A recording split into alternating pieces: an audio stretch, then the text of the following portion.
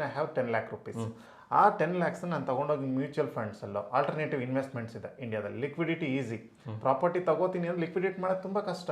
ನಾನು ಇಮಿಡಿಯೇಟ್ ನನಗೆ ಒಂದು ವೀಕಲ್ಲಿ ದುಡ್ಡು ಬೇಕು ಅಂತ ನಾನು ಹುಡುಕ್ತಾ ಇರಬೇಕು. ಸರ್ ಮನೋಹರ್ ಸರ್ ನಿಮ್ಮ ಹತ್ರ ಯಾರಾದ್ರೂ ಇದ್ದಾರಾ ಬೈಯರ್ ಇದ್ದಾರೆ ಅಂತ, ಅಥವಾ ಅಲ್ಲಿ ಯಾರೋ ಕೊಡಬೇಕು, ಅಥವಾ ಬ್ರೋಕರ್ ಹತ್ರ ಹೋದ್ರೆ ಅವನಿಗೆ 2% commission. On an average per year ಎಷ್ಟು ರಿಟರ್ನ್ಸ್ ತಗೊಂತಾರೆ ಸರ್? ಆನ್ ಎನ್ ಎವರೇಜ್ 25% ನಾನು ರಿಟರ್ನ್ಸ್ ತಗೋತೀನಿ. 25% ಅಂದ್ರೆ ನಿಮ್ದು 4 ವರ್ಷಕ್ಕೆ ಡಬಲ್ ಆಗುತ್ತೆ. ಹೌದು, 4 ವರ್ಷಕ್ಕೆ ನನ್ನ ಮನಿ ಡಬಲ್ ಆಗುತ್ತೆ. ಸೊ ನಿಮ್ಮ ಇಂಟೆನ್ಷನ್ ಏನು? ನಿಮ್ದು ಒಂದು 5 ವರ್ಷಕ್ಕೆ ಡಬಲ್ ಆಗುತ್ತೆ ಅನ್ಕೊಳ್ಳಿ. ನನಗಿಂತ 1 ಇಯರ್ ಡಿಲೇ ಇದೆ. ಗೋಲ್ಡ್ ತಗೋ, ಜ್ಯುವೆಲರಿ ತಗೋ, ಶಾಪಲ್ಲಿ ಹೋಗು, ಅವ್ರ making charges instantly they will charges around 16 to 20% ವರೆಗೂ ಮೇಕಿಂಗ್ ಚಾರ್ಜಸ್ ಹಾಕ್ತಾರೆ. GST 3% ಹೋಗುತ್ತೆ. Already 23% gone. 1 lakh ನಾವು ಗೋಲ್ಡ್ ತಗೊಂಡ್ರೆ 23% ಹೋಯ್ತು. ಇನ್ನು ಬ್ಯಾಲೆನ್ಸ್ ಉಳಿದಿರೋದು 77 ರ್ಯಾಂಡಮ್ ಆಗಿ ಹೋಗ್ತಾರೆ. ಪ್ರಾಪರ್ಟಿ ಯಾರು ಬ್ರೋಕರ್ ಇರ್ತಾನೆ ಎಲ್ಲಿ ಕರ್ಕೊಂಡು ಹೋಗ್ತಾರೆ, ಇಲ್ಲಿ ಚೆನ್ನಾಗಿದೆ ಅಂತ ತಗೋತಾರೆ ಅಷ್ಟೇ. ಬ್ಲೈಂಡ್ ಆಗಿ ಇನ್ವೆಸ್ಟ್ಮೆಂಟ್ ಏರಿಯಾ ನೋಡ್ಬೇಕಂತ. ಹೌದು, ಏರಿಯಾ ನೋಡಬೇಕು.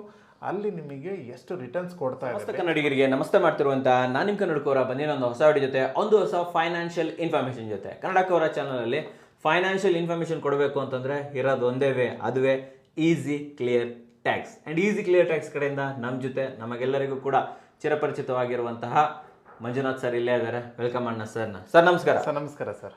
ಎವ್ರಿ ಫೈನಾನ್ಷಿಯಲ್ ಇಯರ್ ಒಂದ್ಸಲ ಸಿಗ್ತಾ ಇರ್ತೀವಿ ನಾವು. IT ಫೈಲ್ ಮಾಡೋ ಕಸ್ಟಮರ್ಗೋಸ್ಕರ ನೀವು ಹುಡ್ಕೊಂಡು ಬರ್ತೀವಿ. ಕಸ್ಟಮರ್ ಏನ್ ಮಾಡಬೇಕು ಅಥವಾ ಯಾವ ಒಳ್ಳೆ ರೀತಿ ಕಂಟೆಂಟ್ ಕೊಡಬೇಕು, ಜನರು ತುಂಬಾ ಜನ ರಿಕ್ವೆಸ್ಟ್ ಮಾಡಿರ್ತಾರೆ. ನೀವು ರಿಕ್ವೆಸ್ಟ್ ಹೌದು. ಸೊ ಅಕಾರ್ಡಿಂಗ್ಲಿ ನಾವು ಮೀಟ್ ಮಾಡ್ತಾ ಇರ್ತೀವಿ. ಒಂದು ಏನಂದ್ರೆ ಇವಾಗ ಕನ್ನಡಕವರ ಚಾನಲ್ ಅಂತಂದ್ರೆ ಏನಾಗ್ತಾ ಇದೆ ಅಂತಂದ್ರೆ ಡೈರೆಕ್ಟ್ ಟು ರಿಯಲ್ ಎಸ್ಟೇಟ್. ಮುಂಚೆ ಎಲ್ಲ ಮನೆ ಬಗ್ಗೆ ನೋಡ್ತಾ ಇದ್ದವರು ಇವಾಗ ಲ್ಯಾಂಡ್ ಬೈ ಮಾಡುವಂತದ್ದು, ಲ್ಯಾಂಡ್ ಮೇಲೆ ಮನೆ ಕಟ್ಟುವಂತದ್ದು, ಈ ತರ ಎಲ್ಲ ನೋಡ್ತಾ ಇದ್ದಾರೆ. ವಿಡಿಯೋಸ್ ನಾನು ಕೂಡ ಅಬ್ಸರ್ವ್ ಮಾಡಿ ನೀವು ನೋಡ್ತಾ ಇರ್ತೀರಾ ಅಲ್ವಾ? ಸೊ ನೀವು ತುಂಬಾ ಒಳ್ಳೆ ವೀಕ್ಷಕರಿಗೆ ಒಳ್ಳೆ ರೀತಿ ಪ್ರಾಪರ್ಟೀಸ್ ನ ಕೂಡ ತರ್ತಾ ಇರ್ತಾರೆ ಸರ್ ಕೂಡ. ಅದು ನೀವು ನೋಡಿ ಖುಷಿ ಪಡ್ತಿರ್ತೀರಾ. ನಿಮ್ಗೆ ಅದನ್ನ ಶಾರ್ಟ್ ಲಿಸ್ಟ್ ಕೂಡ ಮಾಡ್ಕೊಂಡಿರ್ತೀರಾ, ವಾಚ್ ಲೇಟರ್. ಎಸ್ ಓಕೆನಾ. ಇಲ್ಲಿ ನನ್ನ ಕ್ವಶನ್ ಏನು ಅಂತಂದ್ರೆ ನೋಡಿ, ಇವಾಗ ಚಿಕ್ಕವ್ರು ಇರ್ಬೋದು, ದೊಡ್ಡವ್ರು ಇರ್ಬೋದು, ಪ್ರತಿಯೊಬ್ರು ಕೂಡ ಕೆಲವೊಬ್ರು 50% ಜನ ಮನೆ ಕೊಟ್ಟೋಕೆ ಜಾಗ ಬೈ ಮಾಡ್ತಾ ಇದ್ರೆ, ಇನ್ನು 50% ಜನ ತಮ್ಮಲ್ಲಿರೋ ದುಡ್ಡನ್ನ ಹಾಕಿ ಇನ್ವೆಸ್ಟ್ಮೆಂಟ್ ತರ ಒಂದು 4-5 ವರ್ಷ ಬಿಟ್ಟು ಮಾರ್ಬಿಡೋಣ, ಡಬಲ್ ಆಗಿಬಿಡುತ್ತೆ ಅಂತ ಇರ್ತಾರೆ. ಇನ್ನು ಕೆಲವೊಬ್ರು ಲೋನ್ ಮಾಡಿ ಜಾಗ ತಗೊಂಡು ಅದನ್ನ ಇನ್ವೆಸ್ಟ್ಮೆಂಟ್ ತರ ಮಾಡ್ತಾ ಇರ್ತಾರೆ. ನನ್ನ ಕ್ವಶನ್ ಏನಂತಂದ್ರೆ, ಕೈಯಲ್ಲೊಂದು 30 ಲಕ್ಷ ಇದೆ ಅನ್ಕೊಳ್ಳೋಣ, ಹಾಕ್ಬಿಟ್ಟು ಒಂದು 30-40 ಸೈಟ್ ತಗೊಂಡು 5 ವರ್ಷ ಬಿಟ್ಬಿಟ್ಟು 60 ಲಕ್ಷಕ್ಕೆ ಮಾರೋದು ಒಳ್ಳೇದಾ? ಅಥವಾ ಕೈಯಲ್ಲಿ 10 ಲಕ್ಷ ಇದೆ, ಜೊತೆಲಿ 20 ಲಕ್ಷ ಲೋನ್ ಮಾಡಿ 30 ಲಕ್ಷದ ಸೈಟ್ ತಗೊಂಡು ಮತ್ತೆ ಅದನ್ನ 5 ವರ್ಷ ಬಿಟ್ಬಿಟ್ಟು, 2 ವರ್ಷ ಬಿಟ್ಬಿಟ್ಟು, 3 ವರ್ಷ ಬಿಟ್ಬಿಟ್ಟು ಡಬಲ್ ಮಾಡಿ ಮಾರಬೇಕು, ಬಟ್ ಅವಾಗ ಲೋನ್ ಕೂಡ ಇರುತ್ತೆ.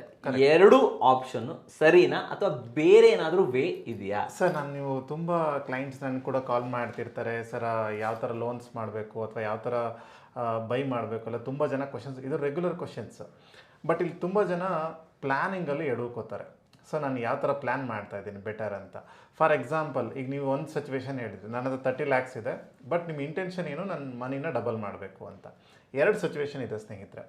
ಫಸ್ಟ್ ಸಿಚುವೇಶನ್ನು, ಆ ಪ್ರಾಪರ್ಟಿ ಲ್ಯಾಂಡ್ ಸಿಗೋದೇ ಇಲ್ಲ ನನಗೆ, ಓಕೆನಾ? ಸೊ ಡಿಮ್ಯಾಂಡ್ ಇದೆ ಆ ಏರಿಯಾದಲ್ಲಿ, ಆ ಪ್ರಾಪರ್ಟಿ, ಆ ಲ್ಯಾಂಡು ಮತ್ತು ಆ ಪ್ಲೇಸ್ ನನಗೆ ಬೇಕು ಅನ್ನಂಗಿದ್ರೆ ಡೆಫಿನೆಟ್ಲಿ ಆ ಪ್ಲಾಟ್ ಅಥವಾ ಲ್ಯಾಂಡ್ ಏನಿದೆ ಬೈ ಮಾಡ್ಕೊಳ್ಳಿ. ಇನ್ ಕೇಸ್ ಇಲ್ಲ, ನಾನು ಓನ್ಲಿ ಫಾರ್ ನಾನು ಪ್ರಾಫಿಟ್ ಮಾತ್ರ ನೋಡ್ತಾ ಇದ್ದೀನಿ ಅಂದಾಗ ಏರಿಯಾ ಮೇಲೆ ಡಿಪೆಂಡ್ ಆಗುತ್ತೆ. ಯಾವ ಏರಿಯಾದಲ್ಲಿ ತುಂಬ ಫಾಸ್ಟ್ ಮೂವಿಂಗ್ ಇದೆ ಅಥವಾ ಎಲ್ಲಿ ಗ್ರೋ ಜಾಸ್ತಿ ಇದೆ ಅಲ್ಲಿ ನೀವು ಇನ್ವೆಸ್ಟ್ಮೆಂಟ್ ಮಾಡಿದ್ರೆ ನೀವು 5 yearsಗೆ ಡಬಲ್ ಮಾಡ್ಬೋದು ನಿಮ್ಮ ಮನಿ. ಸೊ ಬಟ್ ನೀವು ಬ್ಯಾಂಕ್ ಲೋನ್ ಹೋಗ್ತೀರಾ ಅಂತ ಅಂದರೆ ಅಲ್ಲೊಂದು ಪಾಯಿಂಟ್ ಇದೆ. The bank loan rate of interest minimum ಅಂದರೂ ಕೂಡ 10ಇಂದ ಎಬೋನೇ ಇದೆ ಸರ್. 10ಇಂದ 11, 12, 13 ತನಕನೂ ಹೋಗುತ್ತೆ. ನೀವು NBFC ಫೈನಾನ್ಷಿಯಲ್ ಇನ್ಸ್ಟಿಟ್ಯೂಷನ್ಗೆ ಹೋಗ್ತೀರಾ ಅಂದರೆ ನಿಮ್ಗೆ ಜಾಸ್ತಿನೇ ಇರುತ್ತೆ ರೇಟ್ ಆಫ್ ಇಂಟ್ರೆಸ್ಟ್. ಸೊ ಅವಾಗ ನಿಮಗೆ ಅಲ್ಲೇ ನೀವು 13-14% ಆಗಿ ಇಯರ್ಲಿ ಗ್ರೋತ್ ನಿಮ್ಗೆ 15% ಸಿಕ್ಕರೆ ನಿಮಗೆ ಉಳಿಯೋದು ಎಷ್ಟಿದೆ? 3% ಉಳಿದಂಗೆ ಆಯಿತು. ಸೊ ಅಷ್ಟೆಲ್ಲ ಎಕ್ಸಸೈಸ್ ಮಾಡೋ ನೆಸೆಸಿಟಿ ಬೇಡ ಅಂತೀರ ನೀವು? ಬೇಕೇ ಬೇಕಾಗಿಲ್ಲ. ಬ್ಯಾಂಕ್ ಸಿಂಪಲ್ ಇಂಟ್ರೆಸ್ಟಲ್ಲಿ ನಿಮಗೆ 5.5% ಕೊಡ್ತಾ ಇದೆ. ಸೊ ಅಂಥದ್ರಲ್ಲಿ ನೀವು ಇದನ್ನ ಮಾಡೋ ಅವಶ್ಯಕತೆ ಇಲ್ಲ ಅಲ್ಲ. ಈಗ ಒಂದು ಎಕ್ಸಾಂಪಲ್ ಮೂಲಕ ಹೇಳ್ತೀರಾ ನಮಗೆ? ಒಂದು 10 ಲಕ್ಷದ ಸೈಟ್, ಓಕೆ ಹೇಳಿ. ಫಾರ್ ಎಕ್ಸಾಂಪಲ್ ಈ 10 ಲಕ್ಷ ರೂಪಾಯಿ ಸೈಟ್ ಇದೆ. ನಾನೇನು ಮಾಡ್ತೀನಿ, ಐ ಹ್ಯಾವ್ 10 lakh rupees. ಆ 10 lakhs ನಾನು ತಗೊಂಡೋಗಿ ಮ್ಯೂಚುವಲ್ ಫಂಡ್ಸ್ ಅಲ್ಲೋ ಆಲ್ಟರ್ನೇಟಿವ್ ಇನ್ವೆಸ್ಟ್ಮೆಂಟ್ಸ್ ಇದೆ ಇಂಡಿಯಾದಲ್ಲಿ. Liquidity easy. ಪ್ರಾಪರ್ಟಿ ತಗೋತೀನಿ ಅಂದ್ರೆ ಲಿಕ್ವಿಡೇಟ್ ಮಾಡೋದು ತುಂಬಾ ಕಷ್ಟ. ನಾನು ಇಮಿಡಿಯೇಟ್ ನನಗೆ ಒಂದು ವೀಕಲ್ಲಿ ದುಡ್ಡು ಬೇಕು ಅಂತ ನಾನು ಹುಡುಕ್ತಾ ಇರಬೇಕು. ಸರ್ ಮನೋಹರ್ ಸರ್ ನಿಮ್ಮ ಹತ್ರ ಯಾರಾದ್ರೂ ಇದ್ದಾರಾ ಬೈಯರ್ ಇದ್ದಾರೆ ಅಂತ, ಅಥವಾ ಅಲ್ಲಿ ಯಾರೋ ಕೊಡಬೇಕು, ಅಥವಾ ಬ್ರೋಕರ್ ಹತ್ರ ಹೋದ್ರೆ ಅವನಿಗೆ 2% ಕಮಿಷನ್ ಕೊಡಬೇಕು. ಇದೆಲ್ಲ headache. Better in case ನಾನು other alternative investment, for example ನೀವು ಹೇಳ್ತೀರ ಲ್ಯಾಂಡಲ್ಲಿ ಇನ್ವೆಸ್ಟ್ಮೆಂಟ್ ಮಾಡಬೇಕು ಅಂತ, ನಾನು ಸಜೆಸ್ಟ್ ಮಾಡ್ತೀನಿ ನಿಮ್ದು ಇನ್ವೆಸ್ಟ್ಮೆಂಟ್ ಪ್ಯೂರ್ಲಿ ಪ್ರಾಫಿಟ್ ಮಾಡೋದು ಅಷ್ಟೇ ಅಷ್ಟೇ. ಅಷ್ಟೇ. ಅವ ನಾನು ಹೇಳ್ತೀನಿ 10 lakhs ತೊಗೊಂಡೋಗಿ ಮ್ಯೂಚುವಲ್ ಫಂಡ್ಸಲ್ಲಿ ಹಾಕಿ, ಗುಡ್ ಮ್ಯೂಚುವಲ್ ಫಂಡ್ಸ್ ಇದೆ, ಇಲ್ಲ ETF ಅಲ್ಲಿ ಹಾಕಿ. ETF ಅಂದ್ರೆ ಏನು? ಸೊ ETF ಅಂತಂದ್ರೆ ಅದು ಕೂಡ ನಿಮಗೆ ನಂಬರ್ ಆಫ್ ಸ್ಟಾಕ್ಸ್ನ ಒಂದು ಪ್ಯಾಕೇಜ್ ಆಗಿ ಕೊಟ್ಟಿರ್ತಾರೆ. ಓಕೆ, ಇಲ್ಲಿ ಫಾರ್ ಎಕ್ಸಾಂಪಲ್ ಮ್ಯೂಚುವಲ್ ಫಂಡ್ಸಲ್ಲಿ ಏನಾಗುತ್ತೆ, fund manager it be manage ಮಾಡ್ತಾ ಇರ್ತಾರೆ ಫಂಡ್ಸ್. ETFs ಅಲ್ಲಿ ನಿಮಗೆ ಬಲ್ಕ್ ಆಫ್ ಸ್ಟಾಕ್ಸ್ ಇರುತ್ತೆ. ಫಾರ್ ಎಕ್ಸಾಂಪಲ್ ನಿಫ್ಟಿ ಬೀಸ್ ಅಂತ ನಾನು ಹೇಳಲ್ಲ, ಯಾವುದು ಕೂಡ ಹೇಳಲ್ಲ, ETF ಅಂತ ಹೇಳ್ತೀನಿ. ಫಾರ್ ಎಕ್ಸಾಂಪಲ್ ಸರ್ಚ್ ಮಾಡ್ಕೋಬಹುದು, ನೀವು ಮಾಡ್ಕೋಬಹುದು. ಸೊ ಬೆಟರ್ ಸ್ಟಾಕ್ಸ್ ಬೀಸ್ ಅಂತ ಇರುತ್ತೆ, ನಿಮಗೆ ಜೂನಿಯರ್ ಬೀಸ್ ಅಂತ ಇದೆ ನಿಪ್ಪಾನ್ ಅವ್ರದ್ದು. ಸೊ ಅಲ್ಲಿ ನಂಬರ್ ಆಫ್ ಸ್ಟಾಕ್ಸ್ ಇರುತ್ತೆ. ಫಾರ್ ಎಕ್ಸಾಂಪಲ್ 20 ಅಥವಾ 30 ಈ ಥರ 50 ಸ್ಟಾಕ್ಸ್ ಇರುತ್ತೆ. ಆ ಸ್ಟಾಕಲ್ಲಿ ಇನ್ವೆಸ್ಟ್ಮೆಂಟ್ ಮಾಡಿದಾಗ ಈಸಿಯಾಗಿ ಅವರಿಗೆ ರಿಟರ್ನ್ ಸಿಗ್ತಾ ಹೋಗುತ್ತೆ. ಫಾರ್ ಎಕ್ಸಾಂಪಲ್ ಈಗಿರೋ 5 years ಅಲ್ಲಿ ನೋಡ್ತಾರೆ ಮೋರ್ ದೆನ್ 25% ರಿಟರ್ನ್. ಸರ್ ಇವಾಗ ನೋಡಿ ನೀವು ಇಷ್ಟು ಹೇಳ್ತಿದ್ದೀರಾ ಅಂದ್ರೆ ನೀವು ಮಾಡಿರ್ತೀರಾ, ಕರೆಕ್ಟ್ ಅಲ್ವಾ? ನೀವು on an average per year ಎಷ್ಟು ರಿಟರ್ನ್ಸ್ ತಗೊಂತೀರಾ? ಸರ್ ನಾನು ಆನ್ ಎವರೇಜ್ 25% ನಾನು ರಿಟರ್ನ್ಸ್ ತಗೋತೀನಿ. 25% ಅಂದ್ರೆ ನಿಮ್ದು 4 ವರ್ಷಕ್ಕೆ ಡಬಲ್ ಆಗುತ್ತೆ. ಹೌದು, 4 ವರ್ಷಕ್ಕೆ ನನ್ನ ಮನಿ ಡಬಲ್ ಆಗುತ್ತೆ. ಸೊ ನಿಮ್ಮ ಇಂಟೆನ್ಷನ್ ಏನು, ನಿಮ್ದು ಒಂದು 5 ವರ್ಷಕ್ಕೆ ಡಬಲ್ ಆಗುತ್ತೆ ಅನ್ಕೊಳ್ಳಿ, ನನಗಿಂತ 1 year ಡಿಲೇ ಇದೆ, ಲೇಟ್ ಆಯ್ತು. ಅದ್ರ ಮೇಲೆ ಯಾರ್ಯಾರು ತಗೋತಾರೋ ಅದೆಲ್ಲ ವೇಸ್ಟ್. ಅದು ವೇಸ್ಟ್. ಆಮೇಲೆ ಇನ್ನೊಂದು, ಈಗ ನಿಮ್ದು ಪ್ರಾಫಿಟ್ ಮಾಡಿದ್ರಲ್ವಾ, ಅದಕ್ಕೆ ಟ್ಯಾಕ್ಸ್ ಏನಾದ್ರು ಕಟ್ಬೇಕಾ? ಎಸ್, ಎಕ್ಸಾಕ್ಟ್ಲಿ ಕಟ್ಟಬೇಕು. ಎಷ್ಟು ಪರ್ಸೆಂಟ್ ಕಟ್ಟಬೇಕು? ಸೊ ನಂದು ಲಾಂಗ್ ಟರ್ಮ್ ಅಂದ್ರೆ 10% ಕಟ್ಟಬೇಕು, ಶಾರ್ಟ್ ಟರ್ಮ್ ಅಂದ್ರೆ 15% ಕಟ್ಟಬೇಕು. ಒಂದು ಎಕ್ಸಾಂಪಲ್ ತಗೊಳ್ಳೋಣ. ಬಟ್ ಅದೇ ನೀವು ಪ್ರಾಪರ್ಟಿ ತಗೊಂಡಾಗ ನೀವು ಲಾಂಗ್ ಟರ್ಮ್ಗೆ 20%, ಶಾರ್ಟ್ ಟರ್ಮ್ಗೆ ನಾರ್ಮಲ್ ಟ್ಯಾಕ್ಸೇಷನ್ ರೇಟ್ ಕಟ್ಟಬೇಕಾಗುತ್ತೆ. ಲಾಂಗ್ ಟರ್ಮ್ ಅಂದ್ರೆ ಎಷ್ಟು, ಶಾರ್ಟ್ ಟರ್ಮ್ ಅಂದ್ರೆ? ಲಾಂಗ್ ಟರ್ಮ್ ಅಂದ್ರೆ 20%. ಅಲ್ಲ ಸರ್, ಲಾಂಗ್ ಟರ್ಮ್ ಅಂದ್ರೆ ದಿನ ಎಷ್ಟು? 2 years ಇಂದ ಎಬೋ. 2 years ಅಬೋ. 2 years ಎಬೋ ನೀವು ಪ್ರಾಪರ್ಟಿ ಸೇಲ್ ಮಾಡ್ತೀರಾ ಅಂದ್ರೆ ಇಂಡೆಕ್ಸೇಷನ್ ಬೆನಿಫಿಟ್ ಸಿಗುತ್ತೆ, 20% ಟ್ಯಾಕ್ಸ್ ಅನ್ನು ಪೇ ಮಾಡಬೇಕಾಗುತ್ತೆ. ಹಂಗಾದ್ರೆ ಒಂದು ಕೆಲಸ ಮಾಡಿ ಸರ್, ಅದೇ 10 ಲಕ್ಷ ನೀವೇನು ಇನ್ವೆಸ್ಟ್ಮೆಂಟ್ ಮಾಡಿದ್ರಲ್ಲ, ನಾನು ಸೈಟ್ ಮೇಲೆ ಇನ್ವೆಸ್ಟ್ಮೆಂಟ್ ಮಾಡಿದೆ, ನೀವು ETF ಮ್ಯೂಚುವಲ್ ಫಂಡ್ಸ್ ಮೇಲೆ ಮಾಡಿದ್ರಿ. ನಾನು 10 ಲಕ್ಷ ಇರೋದು 4 ವರ್ಷಕ್ಕೆ 20 ಲಕ್ಷ ಆಯ್ತು. ಸೊ ನಾನೀಗ ಎಷ್ಟು ಟ್ಯಾಕ್ಸ್ ಕಟ್ಟಬೇಕು? ಸೊ ನಿಮಗೆ ಪ್ರಾಫಿಟ್ 10 ಲಕ್ಷ ಬಂತು. ಸೊ ಸ್ಟ್ರೈಟ್ ಅವೇ 20% ಪೇ ಮಾಡಬೇಕು. 2 ಲಕ್ಷ ಕಟ್ಟಬೇಕು. ನಾನು ಎಷ್ಟು ಉಳಿಸಿದೆ? 8 ಲಕ್ಷ ಉಳಿಸಿದೆ. 8 ಲಕ್ಷ ಉಳಿಸಿದೆ. ಎಷ್ಟು? 4 ವರ್ಷಕ್ಕೆ ಅಲ್ಲ, 5 ವರ್ಷ ತಗೊಂತೀರಾ ಪ್ರಾಪರ್ಟಿ. ಇಟ್ ಡಿಪೆಂಡ್ಸ್, ನಿಮಗೆ 15% ಗ್ರೋ ಆಗುತ್ತೆ. 4ರಿಂದ 5 ವರ್ಷ. ಮಿನಿಮಮ್ ನನ್ನ ಪ್ರಕಾರ ಒಂದು 5 ರಿಂದ 6 ವರ್ಷ ತಗೊಳುತ್ತೆ. ತಗೊಳುತ್ತೆ. ಇಲ್ಲ ನಿಮ್ದು ಚೆನ್ನಾಗಿ ಪರ್ಫಾರ್ಮೆನ್ಸ್ ಮಾಡ್ತಾ ಇದೆ, ಅಲ್ಲಿ ಏರಿಯಾ ತುಂಬಾ ಪಾಪ್ಯುಲಾರಿಟಿ ಇದೆ ಅಂತಂದ್ರೆ ಡೆಫಿನೆಟ್ಲಿ ನೀವು ಒಂದು 5 ವರ್ಷಕ್ಕೆ ಡಬಲ್ ಮಾಡ್ತೀರಾ. ನೀವೆಷ್ಟು ಇನ್ಕಮ್ ಮಾಡಿದ್ರಿ? ಸೊ ನಾನು ಸೇಮ್ 10 lakhs ಮಾಡಿದ್ದೀನಿ ಅನ್ಕೊಳ್ಳಿ. 4 years ನಾನು 10 lakhs. 4 ವರ್ಷಕ್ಕೆ ಆಗೋಗುತ್ತೆ. 25% ಪರ್ ಇಯರ್ ಅಂದ್ರೆ 4 ವರ್ಷ ಡಬಲ್ ಆಗ್ಬಿಟ್ಟು. ಹೌದು. 25% ಇಂಟು 4 ಅಂದ್ರೆ 100%. 4 yearsಗೆ ಕಂಪ್ಲೀಟ್ ಆಯ್ತು. ಸರಿ. ಆವಾಗ ನನಗೆ ಟ್ಯಾಕ್ಸ್ ಬರ್ಡನ್ ಎಷ್ಟು? 4 ವರ್ಷಕ್ಕೆ ಜಸ್ಟ್ 10%. ಲಾಂಗ್ ಟರ್ಮ್ ಕ್ಯಾಪಿಟಲ್ಗೆ ಏನಿತ್ತು ಅಂತಂದ್ರೆ ನಾನು ಜಸ್ಟ್ 10% ಕಟ್ಟಿದ್ರೆ ಸಾಕು. ಅಂದ್ರೆ 10 ಲಕ್ಷ ಪ್ರಾಫಿಟ್ಗೆ ನನಗೆ 1 ಲಕ್ಷ ಟ್ಯಾಕ್ಸ್ ಕ್ಯಾಪಿಟಲ್ಗೆ. ನೀವು 4 ವರ್ಷಕ್ಕೆ 9 ಲಕ್ಷ ಮಾಡಿಬಿಟ್ರೆ ನಾನು 5 ವರ್ಷ ಕಾಯ್ಬೇಕು. ಅದು 8 ಲಕ್ಷ ಮಾಡಕ್ಕೆ. ಹೌದು. ಮತ್ತು ಅದ್ರ ಜೊತೆಗೆ 1 lakh ಕ್ಯಾಪಿಟಲ್ಗೆ ಏನಿತ್ತು ಅಂತಂದ್ರೆ ಎಕ್ಸಂಪ್ಷನ್ ಟ್ಯಾಕ್ಸ್ ಇದೆ. ಓಕೆ, ನಾನು 9 lakhs ಮಾತ್ರ ನಾನು ಟ್ಯಾಕ್ಸ್ ಕಟ್ತೀನಿ ಇಂಟು 10%. ಅಂದ್ರೆ ಅಪ್ರಾಕ್ಸಿಮೇಟ್ಲಿ 90,000. 90,000 ರೂಪಾಯಿ ಕಟ್ಬಿಡ್ರಿ ನೀವು. ಓಕೆ, ನೀವು ಎಷ್ಟು ಕಟ್ತೀರಾ? 2 ಲಕ್ಷ ಕಟ್ತೀರಾ. 2 ಲಕ್ಷ ಕಟ್ತೀನಿ. ಅದು 5 ವರ್ಷ ದಾಟಬೇಕು. ನಾನು 5 ವರ್ಷ ದಾಟುತ್ತೆ. ಸೊ ಅವಾಗ ನಿಮ್ಮ ಪ್ರಾಫಿಟಬಿಲಿಟಿ ಎಷ್ಟು? ಕಮ್ಮಿ ಆಗೋಯ್ತಲ್ವಾ? ಸೊ ಅದೇನೆ. ಓಕೆ. ಸೊ ಇಲ್ಲಿ ಇದು ಕ್ಯಾಲ್ಕುಲೇಷನ್ ಮಾಡಬೇಕು ಸ್ನೇಹಿತರೆ. ಯಾರ್ಯಾರು ಪ್ರಾಫಿಟ್ ಮಾಡಬೇಕು, ನಾನು ಮನಿ ಮಾಡಬೇಕು. ಇಂಡಿಯಾದಲ್ಲಿ 2 ಜನ ಇರ್ತಾರೆ, 2 types ಆಫ್ ಪೀಪಲ್ಸ್ ಇದ್ದಾರೆ. ಸೆಕ್ಯೂರ್ ಇನ್ವೆಸ್ಟ್ಮೆಂಟ್ ನೋಡ್ತಾರೆ, ಅವ್ರು ರಿಸ್ಕ್ ತಗೊಳಕ್ಕೆ ಇಷ್ಟ ಬೇಡ ಅಂತ ಹೇಳ್ತಾರೆ. ಸೊ ಒಂದು ಫಸ್ಟ್ ಪೀಪಲ್ಸ್ ಏನಿದ್ರೆ ಗೋಲ್ಡ್ ಇನ್ವೆಸ್ಟ್ಮೆಂಟ್. ಸೆಕೆಂಡ್ ಪಾಯಿಂಟ್ ಬರ್ತಾರೆ ಅಂದ್ರೆ ಪ್ರಾಪರ್ಟಿ ಮೇಲೆ ಇನ್ವೆಸ್ಟ್ಮೆಂಟ್ ಮಾಡ್ತಾರೆ. ಯಾಕಂದ್ರೆ ನಮ್ಮ ದೊಡ್ಡವರು ಹೇಳ್ಕೊಡೋದು ಎರಡೇ ಹೇಳ್ಕೊಟ್ಟಿರೋದು. ಹೇಳ್ಕೊಟ್ಟಿಲ್ಲ. ಸೊ ಹಾಗಾಗಿ ನಮ್ಗೆ ಏನಾಗುತ್ತೆ, ದೊಡ್ಡವ್ರು ಏನು ಹೇಳ್ಕೊಟ್ಟು ಅದನ್ನ ನಾವು ಸ್ಟ್ರೈಟ್ ಆಗಿ ಫಾಲೋ ಮಾಡ್ತಾ ಇರ್ತೀವಿ. ಸೊ ಅದಕ್ಕೆ ನಾವೇನ್ ಮಾಡ್ತೀವಿ, ಗೋಲ್ಡ್ ಇನ್ವೆಸ್ಟ್ಮೆಂಟ್ ಮಾಡ್ತೀವಿ. ನಮ್ಮ ಅಮ್ಮ ಹೇಳಿರೋದು ಗೋಲ್ಡ್ ತಗೋ, ಜ್ಯುವೆಲರಿ ತಗೋ, ಶಾಪಲ್ಲಿ ಹೋಗು.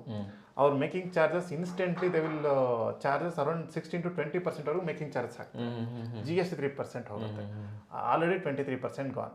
1 lakh ನಾವು ಗೋಲ್ಡ್ ತಗೊಂಡ್ರೆ 23% ಹೋಯ್ತು. ಇನ್ನು ಬ್ಯಾಲೆನ್ಸ್ ಉಳಿದಿರೋದು 77,000 ಅಷ್ಟೇ. ಅದು ಅಪ್ರಿಶಿಯೇಟ್ ಆದ್ರೆ 1 lakh ಆಗುತ್ತೆ. ನನ್ನ ಗೋಲ್ಡ್ ನನಗೆ ಬಂತು. ಏನಿಲ್ಲ, ಗೋಲ್ಡ್ ಏನಿದ್ರು ನಮ್ಗೆ ಎಮರ್ಜೆನ್ಸಿಲಿ ಇಟ್ಬಿಟ್ಟು ಲೋನ್ ತಗೊಳ್ಳೋ ಪ್ಲೇಸ್ ಮಾಡಕ್ಕೆ. ಇವಾಗಿರೋ ಜನರೇಷನ್, ನ್ಯೂ ಜನರೇಷನ್ ನೋಡ್ತಾ ಇದ್ದೀನಿ. ಯಾರು ಕೂಡ ಫ್ಯಾನ್ಸಿಯಾಗಿ ನಾನು ಗೋಲ್ಡನ್ನ ಶೋ ಆಫ್ ಮಾಡಬೇಕು, ನಾನು ಕುತ್ತಿಗೆಗೆ ಚೈನ್ ಹಾಕೋಬೇಕು, ಅದೆಲ್ಲ ಇಲ್ಲ, ಯಾರು ಮಾಡ್ತಾರೆ. ತುಂಬಾ ಕಮ್ಮಿ ಆಗ್ಬಿಟ್ಟಿದೆ. If you want to invest ಅಂದ್ರೆ take your sovereign gold bonds ಅಂತ ಇದೆ. ಸಾವರಿನ್ ಗೋಲ್ಡ್ ಬಾಂಡ್ಸ್ ಅಂತ ಅದು ಬ್ಯಾಂಕ್, ಇದು RBI ಇಂದ ಬಂದಿರುತ್ತೆ. ಸಿಮ್ಗೆ ಅವ್ರು ಇಂಟ್ರೆಸ್ಟ್ ಕೂಡ ಕೊಡ್ತಾರೆ. ಅಂಡ್ ಅದು ಕೂಡ ನಿಮಗೆ ಮಾರ್ಕೆಟ್ ಅಲ್ಲಿ ಏನ್ ವ್ಯಾಲ್ಯೂ ಹೈ ಆಗ್ತಾ ಇರುತ್ತೆ ಡಿಪೆಂಡ್ ಅಪಾನ್ ಅದು ಪ್ರಾಫಿಟಬಲ್. ಸಾವರಿನ್ ಗೋಲ್ಡ್ ಬಾಂಡ್ಸ್ ಅದನ್ನ ನೀವು ಮಾಡ್ಬೋದು. ಇಲ್ಲ ನಾನು ಪ್ರಾಪರ್ಟಿ ಮಾಡಬೇಕು ಅಂತಂದ್ರೆ ಡೆಫಿನೆಟ್ ಆಗಿ ಫಸ್ಟ್ ನೀವು ಏರಿಯಾ ನೋಡಿ, ಎಲ್ಲಿ ಏರಿಯಾದಲ್ಲಿ ಡಬಲ್ ಆಗಿ. ಫಾರ್ ಎಕ್ಸಾಂಪಲ್ ಬ್ಯಾಂಗ್ಳೂರ್ ತುಂಬಾ ದೊಡ್ಡದಾಗಿದೆ, ನನಗೆ ಮೈಸೂರು ರೋಡ್ ಕಡೆ ತುಂಬ ಚೆನ್ನಾಗಿ ಡೆವಲಪ್ಮೆಂಟ್ ಆಗ್ತಾ ಇದೆಯಾ, ಪೀಣ್ಯ ಇಂಡಸ್ಟ್ರಿ ಏರಿಯಾ ಕಡೆ ಆಗ್ತಾಯಿದೆ, ಯಲಹಂಕ ಕಡೆ ಆಗ್ತಾಯಿದೆ ನೋಡ್ಕೊಳ್ಳಿ. ಫಾರ್ ಎಕ್ಸಾಂಪಲ್ ಮೈಸೂರು ರೋಡ್ ಕಡೆ ಒಂದು 20% ಗ್ರೋ ಆಗುತ್ತೆ, ಯಲಹಂಕ ಕಡೆ 30% ಆಗುತ್ತೆ ಅಂದ್ಕೊಳ್ಳಿ, ಪೀಣ್ಯ ಕಡೆ 40% ಆಗುತ್ತೆ. Then can go for Peenya industrial area ಕಡೆ. ಬೇಗ ಇಲ್ಲ ಅಲ್ಲಿ ಏನಾಗುತ್ತೆ, ನಮಗೆ 40% 1 ಇಯರ್ಗೆ ರಿಟರ್ನ್ಸ್ ಬರ್ತಾ ಇದೆ. ಅದಿನ್ನೂ ಒಳ್ಳೇದಲ್ವಾ? ಇನ್ನೂ ಒಳ್ಳೇದು ನೋಡಿ. ಸೊ ಇನ್ವೆಸ್ಟ್ಮೆಂಟ್ ನೋಡುವಾಗ ಅದೆಲ್ಲ ನಾವು ಕನ್ಸಿಡರ್ ಮಾಡಿ. ತುಂಬ ಜನ ರ್ಯಾಂಡಮ್ ಆಗಿ ಹೋಗ್ತಾರೆ, ಪ್ರಾಪರ್ಟಿ ಯಾರು ಬ್ರೋಕರ್ ಇರ್ತಾನೆ ಎಲ್ಲಿ ಕರ್ಕೊಂಡು ಹೋಗ್ತಾರೆ, ಇಲ್ಲಿ ಚೆನ್ನಾಗಿದೆ ಅಂತ ತಗೋತಾರೆ ಅಷ್ಟೇ. ಬ್ಲೈಂಡ್ ಆಗಿ ಇನ್ವೆಸ್ಟ್ಮೆಂಟ್ ಏರಿಯಾ ನೋಡ್ಬೇಕಂತ. ಹೌದು, ಏರಿಯಾ ನೋಡಬೇಕು, ಅಲ್ಲಿ ನಿಮಗೆ ಎಷ್ಟು ರಿಟರ್ನ್ಸ್ ಕೊಡ್ತಾ ಇದೆ ಬೆಂಚ್ ಮಾರ್ಕ್. ಅಕ್ಕಪಕ್ಕದವ್ರು ಕೇಳಿದ್ರೆ ಹೇಳ್ತಾರಲ್ವಾ ಸರ್ ಒಂಚೂರು ಅಕ್ಕಪಕ್ಕ? ಇಲ್ಲ, ರಿಜಿಸ್ಟ್ರೇಷನ್ ಆಗಿರೋದೇ ನಾವು ನಂಬೋದು. ಯಾಕಂದ್ರೆ ಪಕ್ಕದಲ್ಲಿ ಇರೋರೆಲ್ಲ ಬರೀ ಸುಳ್ಳೆ ಹೇಳ್ತಿರ್ತಾರೆ. ಸರ್ ಬನ್ನಿ ಸರ್, ಇಲ್ಲಿ ನಾನು ತಗೊಂಡಿದ್ದೆ ಸರ್, ಇವಾಗ ನೋಡಿದ್ರೆ 25 ಲಕ್ಷ. ಅಲ್ಲಿನ ಪರ್ಸೆಂಟೇಜ್ ಹೆಂಗ್ ಗೊತ್ತಾಗುತ್ತೆ ಸರ್? ಯಾರದು ಜೆನ್ಯೂನ್ ಆಗಿ ಬಂದು, ಈಗ ಫಾರ್ ಎಕ್ಸಾಂಪಲ್ ನಿಮ್ಮ ಏರಿಯಾ ಸರ್, ನಾನು ಬಂದು ಹೇಳ್ತೀರಾ ಸುತ್ತಮುತ್ತ ಒಂದು 60 ಲಕ್ಷ 80 ಲಕ್ಷಕ್ಕೆ ಹೋಗ್ತಾ ಇದೆ ಸರ್ ಅಂತೀರಾ, ಬಟ್ ಅಲ್ಲೆಲ್ಲ ರಿಜಿಸ್ಟರ್ ಆಗ್ತಾ ಇರೋದು 50 ಲ್ಯಾಕ್ಸ್, ನೀವು 80 ಲಕ್ಷ ಅಂತ ಹೇಳಿರ್ತೀರ. ಓವರ್ ಆಗಿ ಬರ್ತಾ ಇರುತ್ತೆ ಹೊರತು ಎಲ್ಲೂ ಅದು ಅಕ್ಯುರೇಟ್ ಆಗಿರಲ್ಲ. ಸೊ ನಮಗೆ ರಿಜಿಸ್ಟರ್ ಆಗಿ ಅಲ್ಲಿ ಸುತ್ತಮುತ್ತ ಯಾರ್ಯಾರು ರೀಸೆಂಟಾಗಿ ತಗೊಂಡಿರ್ತಾರೋ ಅದು ಜೆನ್ಯೂನ್ ಕಾಸ್ಟ್. ಸೊ ಅದ್ರ ಮೇಲೆ ನಾನು ಬಿಲೀವ್ ಮಾಡ್ಬೋದೇ ಹೊರತು ಮಾರ್ಕೆಟ್ ವ್ಯಾಲ್ಯೂ ಯಾವಾಗಲೂ ಕೂಡ ಪೀಕಲ್ಲೇ ಇರುತ್ತೆ, ಪ್ರಪೋರ್ಷನೇಟ್ ಆಗಿ ಹೈ ಆಗಿರುತ್ತೆ, ಜಾಸ್ತಿ ಆಗಿರುತ್ತೆ. ಸೊ ಬೆಟರ್ ನನ್ನ ಒಪಿನಿಯನ್ ಫೈನಲ್ ಆಗಿ ಹೇಳಬೇಕು ಅಂದರೆ, if you have sufficient funds ಅಂತ ಅಂದರೆ, ನೀವು ಇನ್ಕಮನ್ನೇ ನೋಡ್ತಾ ಇದ್ದೀರಾ ಪ್ಯೂರ್ ಆಗಿ, ನಾನು ಲ್ಯಾಂಡ್ ತಗೋತೀನಿ, ನಾನು ಜಾಬ್ ಇನ್ನೊಂದು ಲೊಕೇಶನ್ ಮಾಡ್ತಾ ಇರ್ತೀನಿ, ಸೊ ಅದು ನನಗೆ ಮನೆ ಕಟ್ಟಕ್ಕಲ್ಲ, ದುಡ್ಡು ಮಾಡೋಕ್ಕೆ ಅಷ್ಟೇ, ಇದು ಬೆಟರ್ ಸರ್. ಇದು ಯಾವುದು ETF ಮ್ಯೂಚುವಲ್ ಫಂಡ್ಸ್ ಬೆಸ್ಟ್.